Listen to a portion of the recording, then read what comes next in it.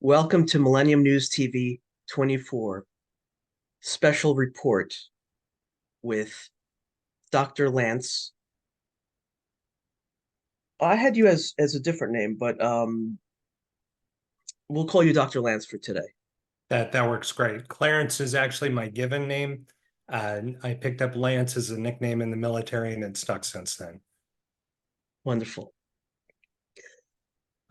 So I would like to ask you about what it is that you do with Novapac's Wellness and the Hero program. Sure. Thank you, Todd. Thank you for having me on the program. I'm very excited to share what it is we do, and hopefully inspire others to seek true, lasting healing. So, what we do with Novapax is Latin for new peace. And really that's what we're hoping to instill in those that come to us uh, looking for wellness and optimization. So HERO is an acronym for the protocol that we put together, which stands for heal, empower, reframe, and then optimize. Ultimately, all of us have dealt with some form of trauma, either physical trauma to the brain or psychological or emotional trauma, in some cases both. And all of us as human beings, if we learned how to walk, if we learned how to ride a bike, if we played contact sports, if we've been in a car accident, if we've hit our head on the cabinet, if we've If we've been lost in, someone, yeah. So physical, we have physical damage done to the brain. Sometimes it's not enough to show up on an MRI, but there are still micro tears and things that can happen in the brain, and then also psychological trauma as well. So ultimately, what happens is we've got areas of the brain that end up being damaged, and our brain is this incredible device that keeps running. We've got 100 billion brain cells. And so when we take trauma to the brain will just reroute neurosynaptic connection around that area of damage. And then a new groove or a new pathway is cut. And then that becomes the new norm. And ultimately that will have an impact on perception, on behavior, some minor, some major. And so ultimately what we hope to do is to go in and repair those downregulated areas around that, because even if we speak, the neurons, the little cars don't necessarily know that the road's working because they're in the habit of bypassing. So we look to bring that neural connectivity back through those areas that were downregulated so that we can restore things back to factory settings, I guess, for lack of a better word. that's great. Now, there's so many people taking medications.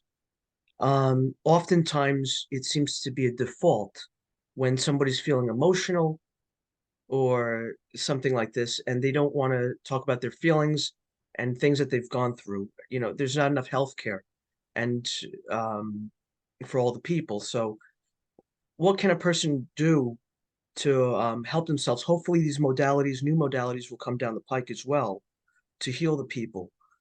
What can the common person do nowadays to heal? I think unfortunately we've all been conditioned to believe that the medicine is the cure.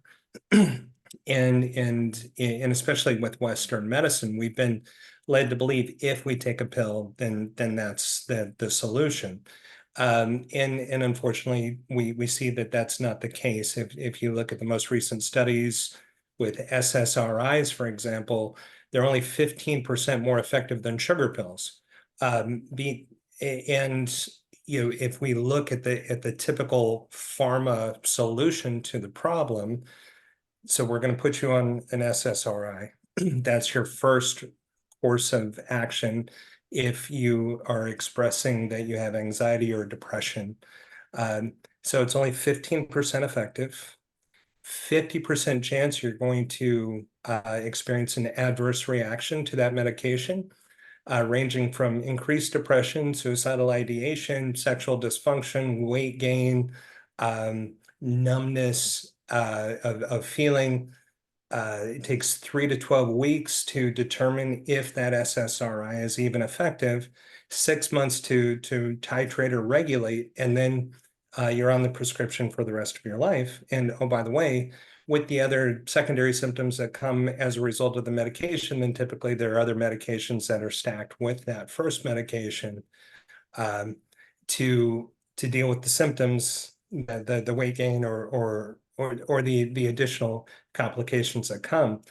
Our bodies were not intended to have these synthetic petroleum-based pharmaceuticals put into our bodies. It's only been within the past 120 years that we've really utilized those synthetic chemicals as a part of our mainstream care. If we look back at how how medicine was dealt with from ancient times up until the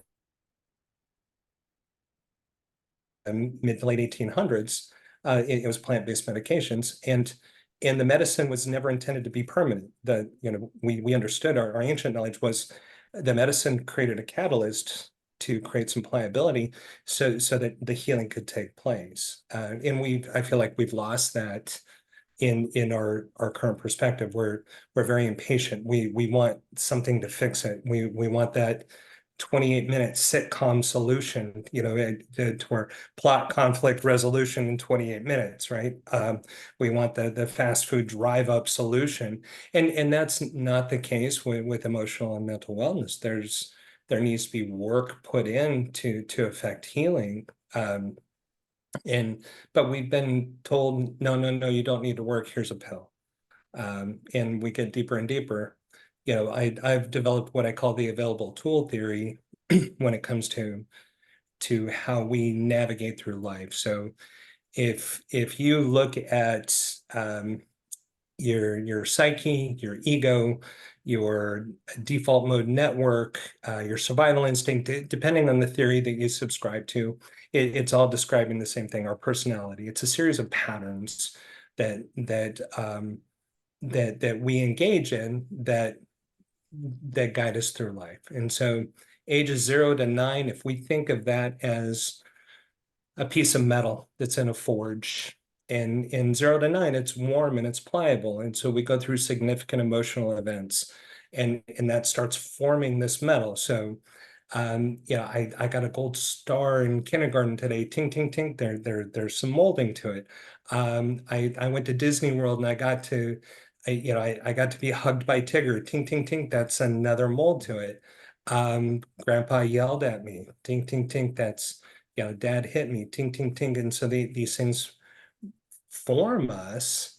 There wasn't any food in the refrigerator for the past couple of days. Tink, tink, tink. These things form us, and by the time we're 9 years old, then we cool off, and that's our mold. That's our personality. That's our ego. And to work our way through that, we've picked up tools, and we picked up tools based on what's available. As we age, we don't typically change our patterns until there's a significant emotional event. Our first kiss, our first boyfriend, girlfriend, tink, tink, tink. Okay, now we're caring a little more. We're putting on underarm deodorant. We're caring about how we look. First breakup, tink, tink, tink. I'm starting to listen to Blue October now because I vibe with the angst of that music. I got engaged, tink, tink, tink. So now I'm getting up early and I'm starting to mold my behaviors towards the person that I'm with. And I got divorced, tink, tink, tink. Oh, I'm going to get in shape. I'm going to show her, so we'll pick up available tools when we go through these significant emotional events, and then we cool back off, and that's the new tool we have in our hand. Unfortunately, as we're working our way through life, we pick up tools to survive, but they're not always the tools that we need to thrive. If you're stuck out in the wilderness, an axe is a great tool. You can use it to build a shelter. You can use it to defend yourself. You can use it to dress out game. You can use it to cut down branches and carve your way through the woods. If you want to build a 3,000 square foot house, an axe is not the best tool for that. You need a new set of tools.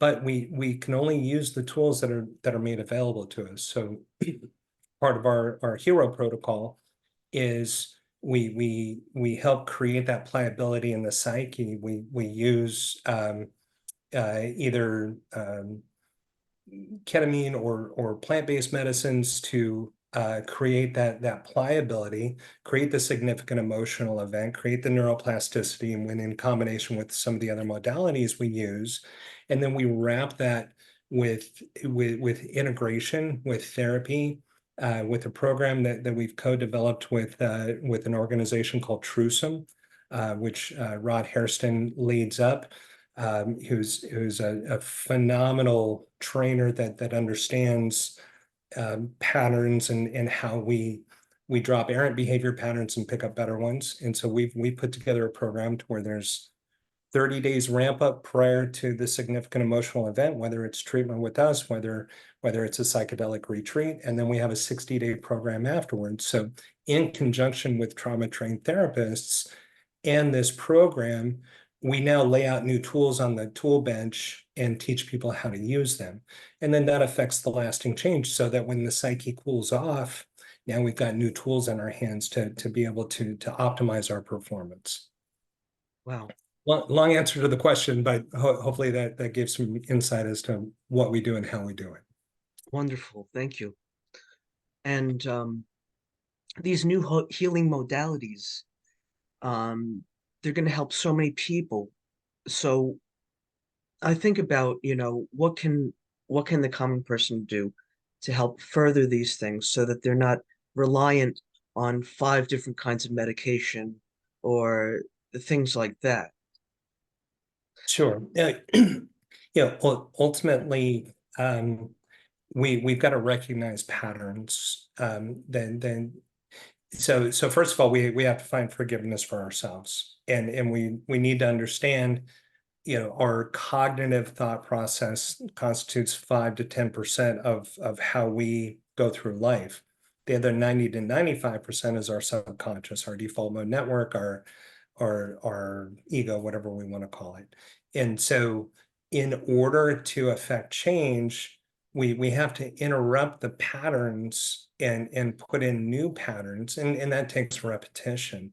And so there so many people misunderstand how our minds work, and they say, well, that person's a drug addict. Well, why don't they just quit? Or, oh, it's a chemical dependency. Well, the whole concept of chemical dependency only came around in the 60s and 70s, and it was a loose theory that was somehow, adopted as gospel, when initially, when it first came out, it was just a theory that somebody put something on paper, but then people ran with it because it played to the advantage of those creating the chemicals to treat it. But if we step back and realize, no, it's not chemical. Our brain works on electricity as well as chemicals. So there are multiple components there, and we're creatures of habit and pattern. So it's not moral failure. It's not weakness. It's just you're being driven by the patterns that have embedded in your psyche. And so, for example, if you grew up in chaos, then chaos is your baseline. And so if you get to a place where you're calm, that's not your baseline. So your survival instinct is saying, whoa, I don't like this, I chaos has gotten me to this point. I want chaos because that's how I survive. And so then we get things like self-sabotage. Oh, things are going too well. The other shoe's going to drop. And so people go back into the patterns because they go back to what it is they know. You go with what you know. So back to your point, what can the average person do? First of all, forgive yourself, recognize, okay, these are patterns. And in order to change, I've got to interrupt the patterns. And it helps if you have a significant emotional event. Now, a lot of therapy is centered around traumatic significant emotional event, um, it doesn't always have to be that way. There's the carrot and the stick. And so if you want to change up a pattern, do something out of the ordinary that's kind of high adventure, that challenges you. Go on a zip line. Go uh go go on Follow a your crazy dreams. run. What's that? Follow your dreams. Follow your dreams. Go on a crazy carnival ride that you've never gone on. Go on the zipper. Go on the yo-yo. Do something that creates that adrenaline rush. That's something that's out of the ordinary for you to be, because that's going to start changing your neurochemistry. That adrenal response is going to incite some things to reprogram. And then after that, it's then you interrupt the pattern. Some other things that you can do that are free is breath work. I've got an amazing friend by the name of Leland Holgate who has a program called the Willful Warrior. He's got things on YouTube. And I met him this year. He actually healed himself from being a paraplegic using breath work. And he was involved in an accident. He was a military pararescue guy. Off duty, was involved in an accident and was paralyzed from the neck down. And in using breath work, he was able to completely restore function. Was in a car wreck a couple of years later, was paralyzed from the waist down, and again healed himself. Phenomenal human being, loves everybody, and has this gift of breath. And so it's like Wim Hof, but levels and levels and levels above. And air is free, at least now. And so you can use air, you can use breath, you can use these ancient healing techniques to actually change your body chemistry. You can get rid of excess carbon dioxide. You bring in extra oxygen that oxidizes free radicals in your body. You can also go through some of the techniques to create nitrous oxide in your own body to stimulate DMT response and release in your body. You don't even need to whip it. You can do it all yourself just through breath work. And he's got a program, or he's got a protocol called 60 Seconds to Freedom, where it's a breath of fire for 10 repetitions, a deep breath and a hold. And it's beautiful for interrupting patterns.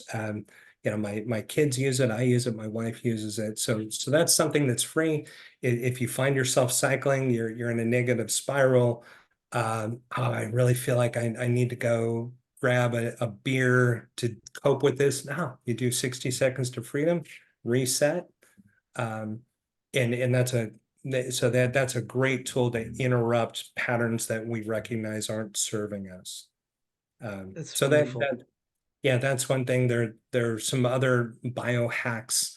There's you can turn your head all the way to the right and look as far to the right as you can for 30 seconds. So you kind of crane your eyes that direction. Then you come back to the middle, you turn to the left and do the same thing. You look all the way to the left and cut your eyes to the left. Hold that for 30 seconds, come back to the middle.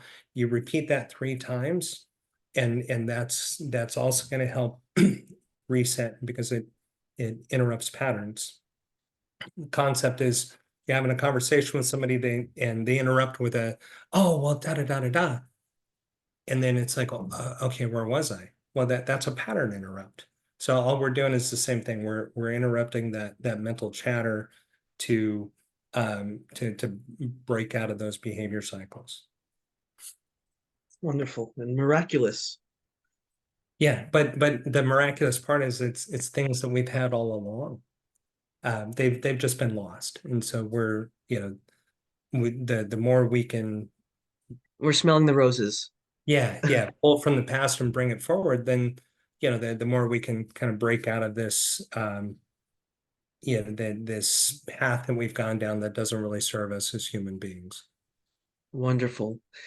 How did you begin Nova packs?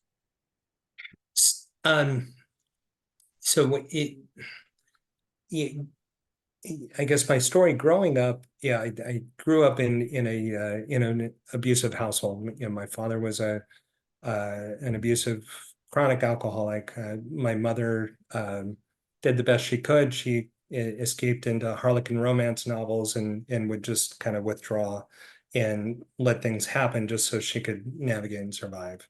Um, I, you know, my coping mechanism was to try to overachieve, you know, like the children, some children of abuse, you tend to break in a couple of different directions. One of those is, okay, let's overachieve. Maybe if, yeah, I want to earn that love. Maybe if I do better, he'll stop drinking, he'll appreciate me, you know, and it's yeah, it's just observation. Yeah, again, picking up available tools. Um, I joined the Boy Scouts, and I found structure there and I found validation there. Found some great male role models. One in particular, I grew up in the Pacific Northwest, and the town that I grew up in was next to the Nez Perce Nation, the reservation for the Nez Perce.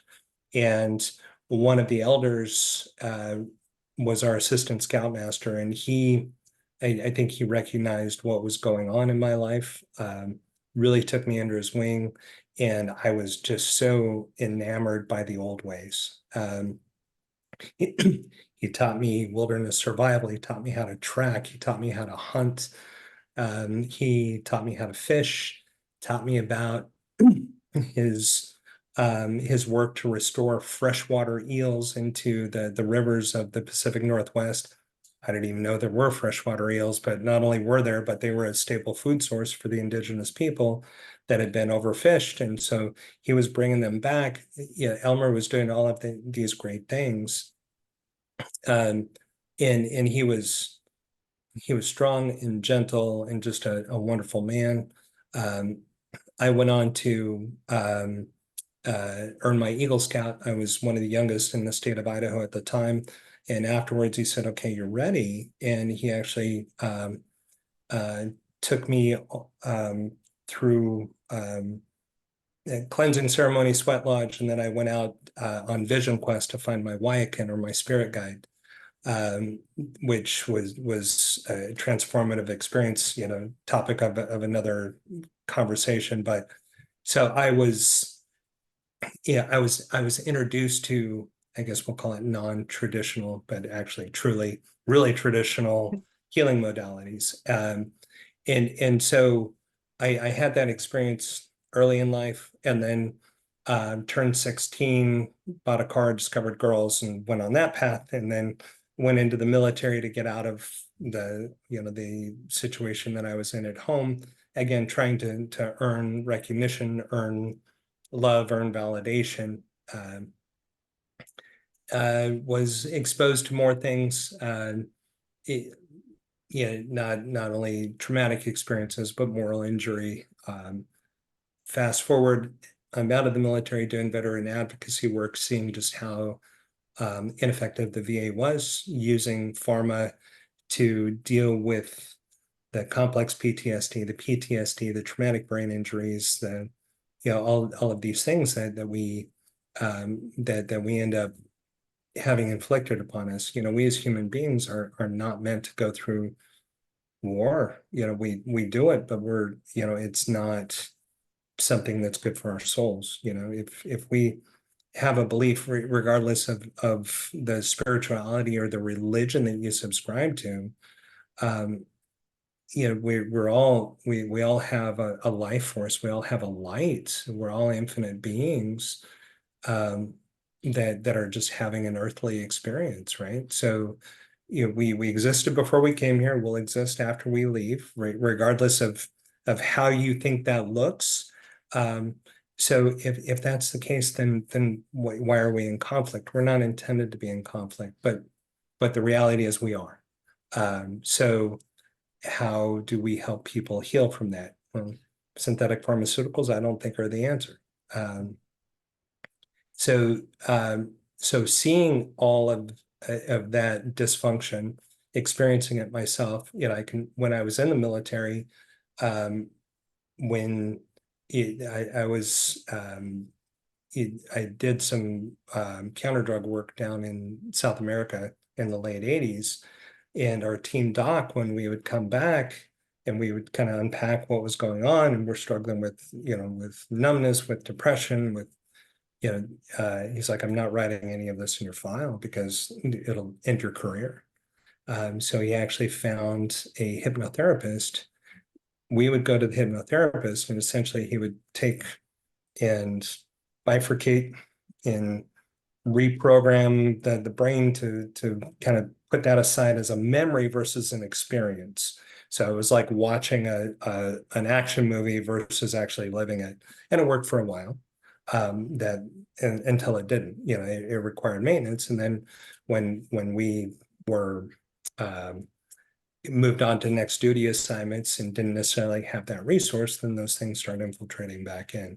So that was another exposure to unconventional um, Healing. healing, and very valid. And so I realized, okay, there are other solutions. And then experiencing everything with the VA, that put me on my path to pursue medicine, but not the MD-DO way. My concern was I would lose myself in that vision going through 8 to 14 years of indoctrination into a pharmacologically based mindset. And so I instead pursued a degree in functional medicine, which is a more integrated, holistic approach, and really let's not treat the symptoms. Let's swim upstream and find the root cause. Yeah. If there's an oil spill upstream, I definitely applaud the people that are wiping the oil off the ducts, and they're digging up the contaminated soil. But you're going to be doing that for the rest of your life if you don't go upstream and cap the problem. So functional medicine, philosophy is, let's get to the root. And so in the mental wellness piece, okay, the root there isn't just one root, though, because we've got the physiological aspect, we've got the psychological aspect, and we've got the spiritual aspect. All three need to be addressed in order for there to be lasting healing. So that experience led me on that path, led me to looking at how we approach things. And so many people type their identity in this solution that they provide. Medicine nowadays has become so insular.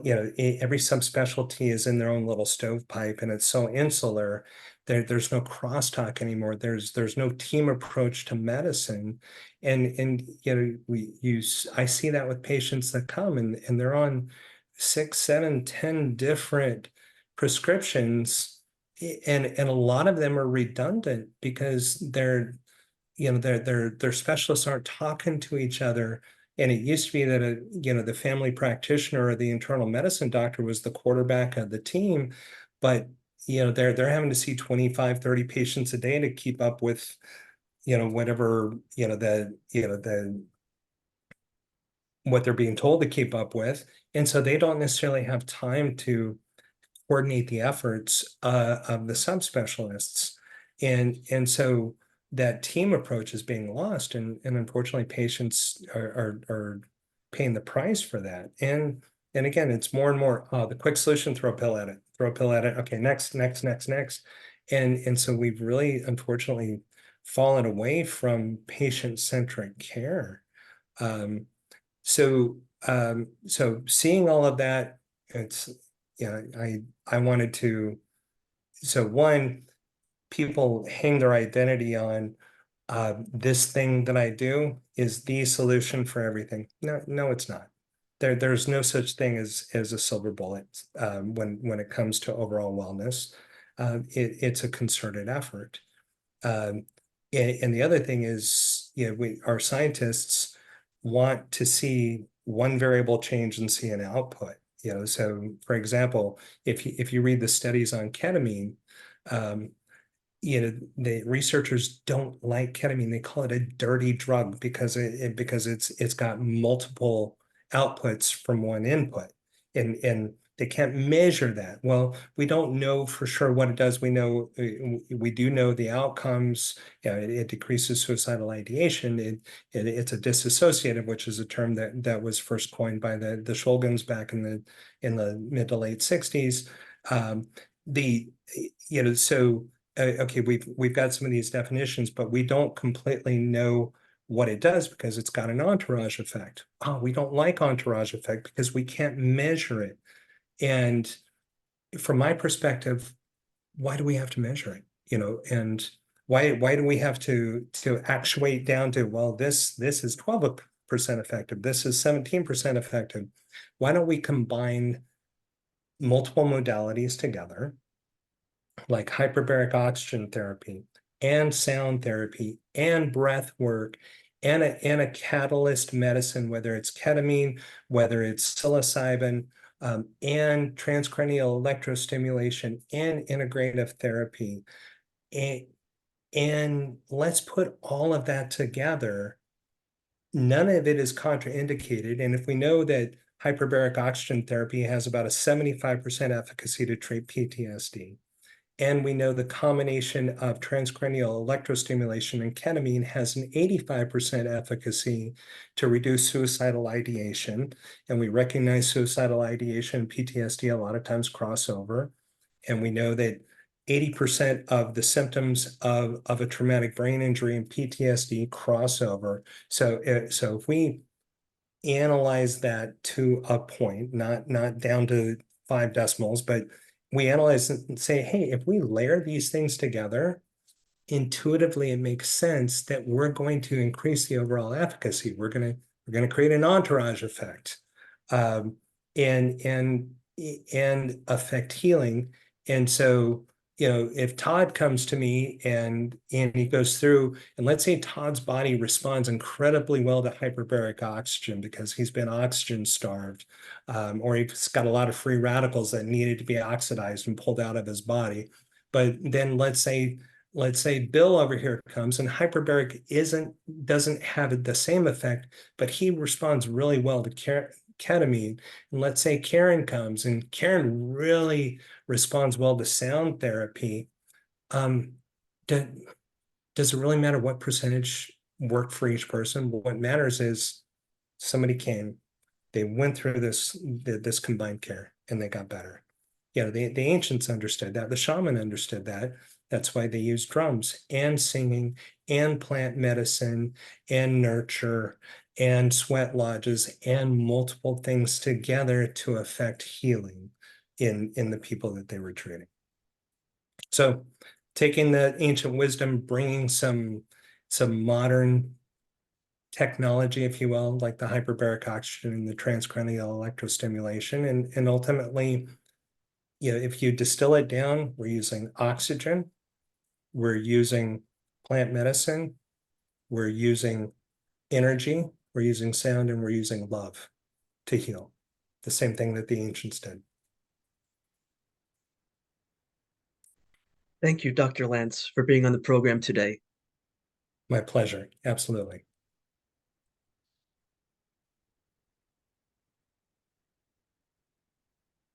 Take a deep cleansing breath. So we're going to take a deep cleansing breath, and then we're going to do a series of 10 in and out. Now, we're not going to pause at the top or the bottom, and it's going to be a very vigorous breath through the nose. So we're going to keep our mouth closed the whole time. And so when you're breathing, but there's no pause at the top or the bottom. And you might want to have a tissue because Sure, sure, sometimes sure. You get yeah, messy. so really what we're doing is we're stimulating the olfactory bulb. So if we kind of clear things up, so I'll guide you through it. We're going to do that a series of 10 times. And then on the 11th, we're going to breathe it all the way in and we're going to go up, up, up, up, and we're going to hold and hold for a significant period of time. So just so you know what it is we're going to do. So this is Warriors with Purpose, Leland Holgate's 60 Seconds to Freedom. So, okay, nice deep breath in. Out through the mouth to cleanse. Okay, now we're going to start the breath of fire. So in, out, in, out, in, out, in, out through the nose, in, out, in, out, in, out, in, out, in, out, in, out. Now in, up, up, up, up, up, up, up, up, up, up, up, and hold. And hold and ride the wave. Just feel the tension release. Feel your body relax. Feel the waves, the somatic response through your body. And just enjoy